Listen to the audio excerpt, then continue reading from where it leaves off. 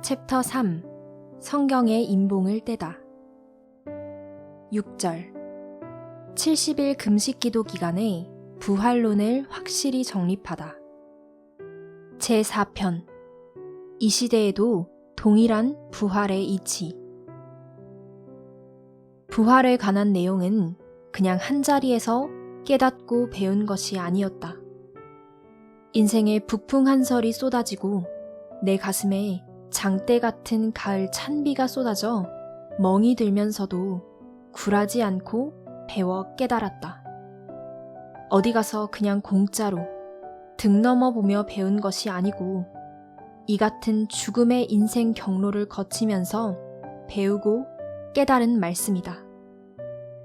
사기를 당하여 원통하고 분통했을 때 죽고 싶었지만 또 기도하고 일어나서 수개월씩 못 먹고 돌아다니며 전도하고 수없이 쓰러져가며 깨달은 말씀임을 누가 알랴. 부활론뿐 아니라 다른 말씀도 마찬가지로 기나긴 고통과 어려움 속에서 생명과 바꾸어 배운 말씀들이다. 하나님의 말씀을 제대로 깨닫고 알기란 그리 쉬운 일이 아니다. 이 같은 밑바탕 위에 말씀을 깨닫게 된 것이다. 2000번 이상 성경을 보며 1년이면 1만 명씩 노방전도를 하여 생명들을 사망에서 이끌어내면서 그 숱한 사탄과 마귀를 물리치고 육적 고통을 이겨내면서 달려왔다. 내 과거는 실상 너무도 험준하고 참했기에 회상만 해도 끔찍하기만 하다. 부활론은 경기도 광주에서 금식하던 그때에 더욱 깨닫게 된 것이다. 육적 부활이 아니고 정신적 부활, 영적 부활임을 성자께서는 확실한 증인이 되어 알려주셨다. 곧 성서의 예수님이나 하나님이 말씀한 성경 구절을 증거로 나에게 깨우쳐 주셨던 것이다. 성경을 보면 창세기 2장 17절 선악과를 먹으면 죽는다 라는 말로 시작해서 죽음과 부활의 단어가 100여 군데 나온다. 아담과 하와는 선악과를 따먹고 죽기는커녕 눈이 밝아져 자신들의 벌거벗은 것을 깨닫게 되었고 부끄러워했다는 것이 창세기 3장 7절에 나온다. 그리고 그 과일을 따먹고도 더 오래 살았으니 930세까지 살았다고 기록돼 있다. 그렇게 살았어도 예수님은 신약 때 말씀하시기를 아담 안에 있는 자들은 모두 죽었다고 하셨다. 그러나 예수 안에 있는 자들은 모두 살았다고 하셨다. 고로 이때의 죽음은 어떤 육신의 죽음이 아니고 정신적 죽음, 사건적 죽음을 표현한 것이다. 무엇이 죽었는지를 알아야 한다. 아담이 법을 범하고 선악과를 따먹음으로 육신이 죽은 것이 아니었다. 그것은 정신적 죽음이요 영적 죽음인 것이다. 에스겔 선지자를 통해 하나님이 말씀하셨을 때도 범죄한 영혼은 죽으리라 했다. 죄를 범하면 영혼이 죽는다는 것이다. 예수님은 하나님을 안 믿는 자를 가리켜 육신은 살았지만 영혼이 죽었다 하였다. 한 번은 복음의 거리에서 제자 중 한 사람이 예수님께 자기 부친이 죽었다며 장사 지내고 오겠다고 하니까 예수님은 그 죽은 자는 죽은 자로 장사하게 놔두고 너는 나를 따라와라 하였다. 육신이 죽은 자가 어떻게 죽은 자를 장사할 수 있으랴. 이것은 영혼이 죽은 자가 육신이 죽은 자를 장사하게 두고 그 제자는 주님을 따라오라고 한 말씀이다. 다시 말하면 하나님과 예수님을 안 믿는 자들이 그 죽은 자를 장사하게 하라고 한 말이다. 이와 같이 죽었다는 것은 하나님과 인간의 교통이 끊어진 상태, 교류가 끊어진 상태를 말하는 것임을 성자는 나에게 깨우쳐 주시고 성서 말씀을 확인케 하셨다. 인간은 영과 혼과 육으로 창조되었다. 삼분설 도표대로 하나님과 인간의 영이 교통하지 않고 수수작용이 끊어진 상태를 죽음이라 말한다. 영은 영과 통하기에 육은 무익한 것이다. 하나님이 말씀하신 죽음을 육의 죽음으로 생각하면 부활도 육의 부활로 믿게 된다. 그러나 영이 죽었기에 영이 부활해야 하는 것이 타당한 이야기다. 부활이란 말씀에 순종하는 것이다. 고린도전서 15장 22절의 말씀대로 예수 안에 있는 자는 살았다고 했으니 구세주 예수님을 믿는 자들은 부활된 영혼들이다. 반면에 안 믿게 되면 그는 살았다고 하나 하나님이 보실 때는 실상 죽은 것으로 표현되는 것이다. 구약의 이사야 26장 19절에서는 주의 죽은 자들이 살아난다고 신약의 날을 예언했다. 예수님이 구원주로 왔을 때 사망권에 죽어있던 자들이 예수님을 믿으면 그대로 살아나게 하셨다. 고로 신약시대 전체는 예수님을 주로 믿기만 하면 부활된 몸들이 된 셈이다. 그때 당시 유대인들은 육신 부활을 외쳤다. 결국 메시아는 왔지만 유대인들이 믿는 대로 만인들의 육신 부활은 끝내 이루어지지 않았다. 일부의 사람, 곧 죽은 지 며칠 안 된 나사로가 살아나고 회당장의 야이로의 딸이 살아났을 뿐이다. 유대인들은 지금까지도 메시아가 오지 않았다고, 혹은 구약에서 온다고 했던 그 하나님이 오지 않았다고 골 빠진 주장들을 하고 있다. 결국 그들의 주장은 무능하고 무식한 종교로 끝나고 만 것이다. 예수를 믿어야 구원이 이루어질진데 그들은 오히려 예수를 배신하였기에 구원을 받지 못한 데서 끝나게 되어 지구촌의 불행한 자들로 남아 깨달은 자들에게 경계의 거울이 되고 있다. 에스겔 37장에 무덤을 열고 거기서 나온다 라는 말도 아담 안에 갇혀 있던 구약이라는 무덤을 열고 거기서 나온다는 말이다. 성경을 보면 민족의 회복을 부활로 표현했고 신앙의 회복도 부활로 표현했다. 예수님을 믿고 신약의 때를 따라 나선 자들은 모두 영적 부활, 시대적 부활이 되었던 것이다.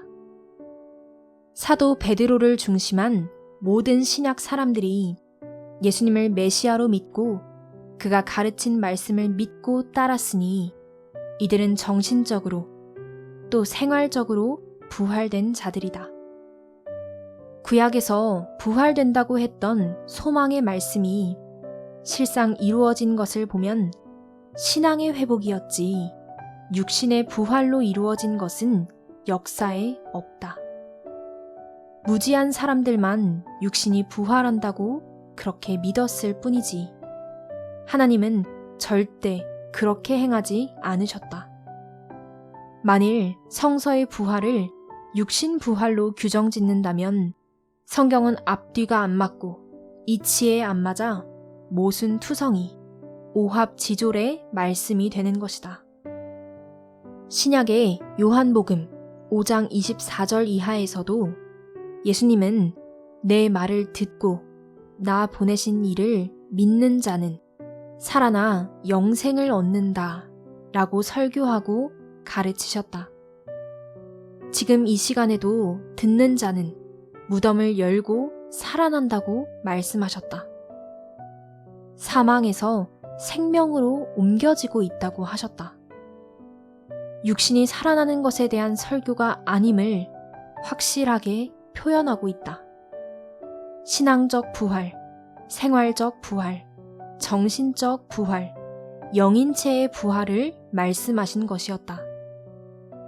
요한복음 11장 25절에서도 나를 믿는 것이 부활이라고 표현했고 믿으면 살아난다고 하였다.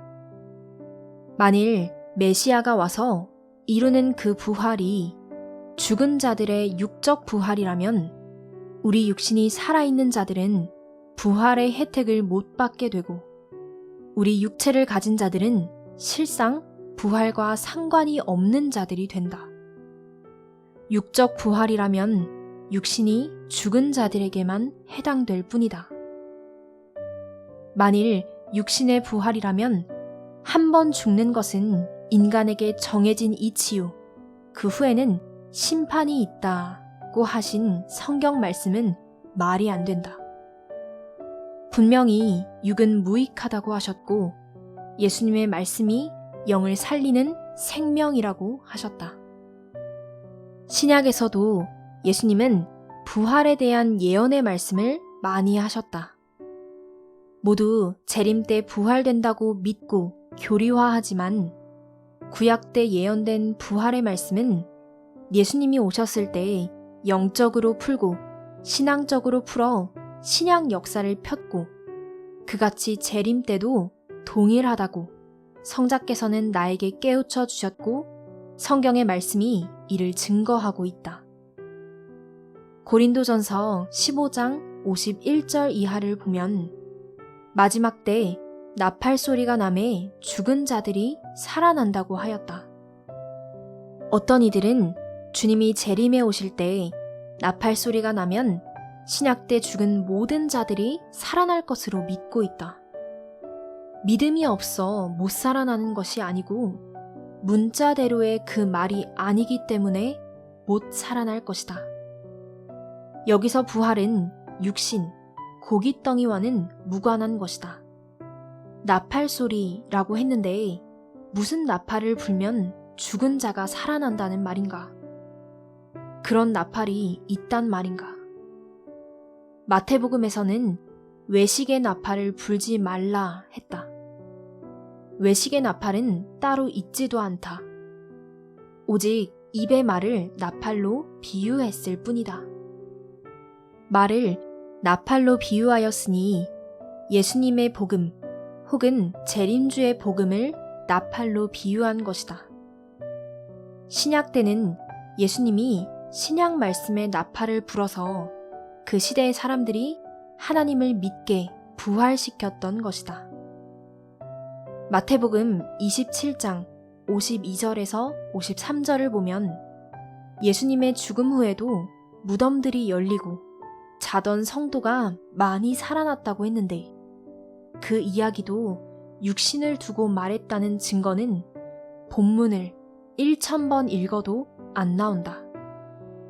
오직 영적인 것, 신앙적인 것으로 나온다.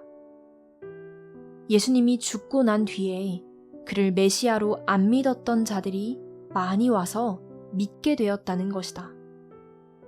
하나님을 믿는 것, 예수님을 믿는 것이 무덤을 열고 나온 격이며 부활된 것이다.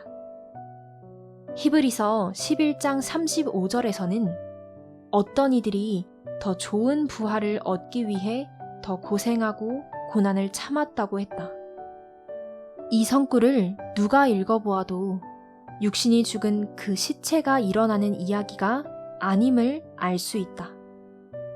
더 좋은 부활을 얻으려고 시체가 더 고생을 한다는 말이 아니다. 더 이상적인 삶을 위해 더 참고 더 견딘다는 것이다. 베드로전서 3장 18절에서는 예수님은 육체로 죽으시고 영으로 부활되었다고 했다. 요한복음 20장 14절에서 27절까지를 보면 제자들이 한 방에 앉아 있었는데 예수님이 부활하신 후 문이 닫혀 있는 그곳에 호련히 나타났다고 했다. 육체가 아닌 영으로 나타나신 것이다. 예수님의 영은 다른 영들과 달리 부활된 영체임을 알아야 한다. 일반적으로 하나님과 메시아를 안 믿다가 죽은 영들은 그야말로 귀신들이다.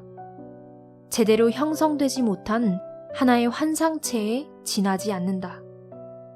부활된 영은 육체같이 형태를 가지고 있다. 실상 영체와 귀신은 다르다.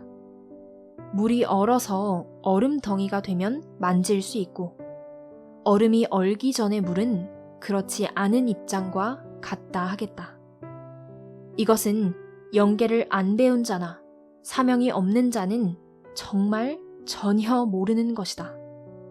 인간에게는 누구든지 자기 영이 있는데 자기 영을 본 자가 세상에서는 아주 드물다.